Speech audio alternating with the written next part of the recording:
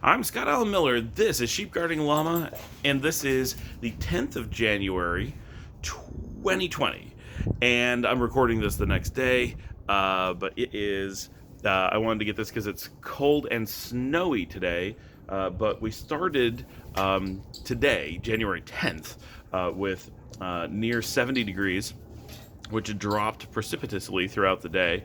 So early in the day, we got up. We had windows open during the night. It was all very, very pleasant and very Texas winter. And then I worked for a bit this morning. I start off on every Friday with meetings, so I did those. You can tell it's early and I'm disheveled, and so I worked for a few hours, and then at about noon, got an emergency call from a client here in town who they were having like network issues and all kinds of problems, and we're not really their provider for anything, but they didn't know who to call, and so I ended up running in and being there for 5.5 hours, and Paul came in too. It ended up being a super busy day, but it was great because we were able to show that every single problem they were having is because their current IT provider was simply both incapable of picking up the phone and incapable of showing up and incapable of doing anything. Literally went the entire day without fixing a single thing or getting a single tech on the phone, even though they had tickets open all day, multiple issues. We stopped in and fixed thing after thing.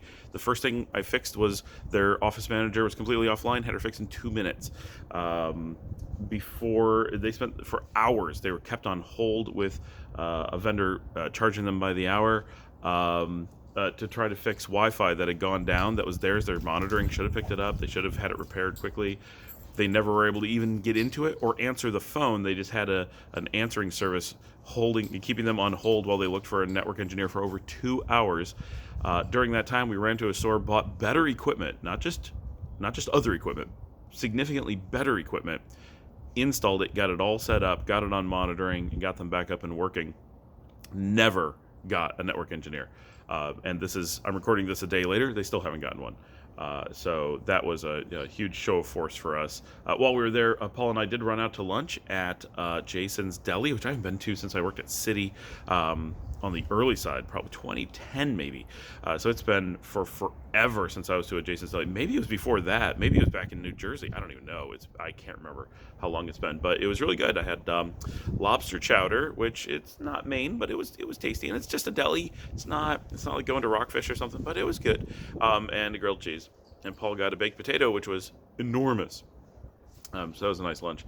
And then so I didn't get home until about 5:30, and we knew storms were coming. So as I was starting to get ready to head home, we were watching that first it started raining a little bit throughout the day, and it got colder, and then it turned into some pretty massive downpours. So I actually ran home trying to fit it in between downpours.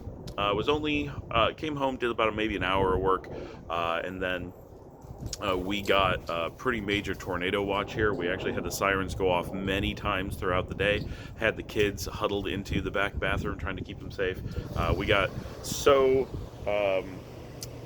dramatic with the tornadoes, though. I mean, we got into a rotation. We had horizontal rain. We thought we were going to get one. We had several touchdowns in the area, but didn't actually have one ourselves. But it was... There's the dog eating the fence in the wood again. Such a weird dog. She is loving the snow. She doesn't know what to do with all this snow out here. And so for a few hours, we were mostly watching the weather. The tornadoes were definitely intense. I did a little bit of work on the Raspberry Pi tonight, just light stuff. I wasn't feeling up to like real heavy work.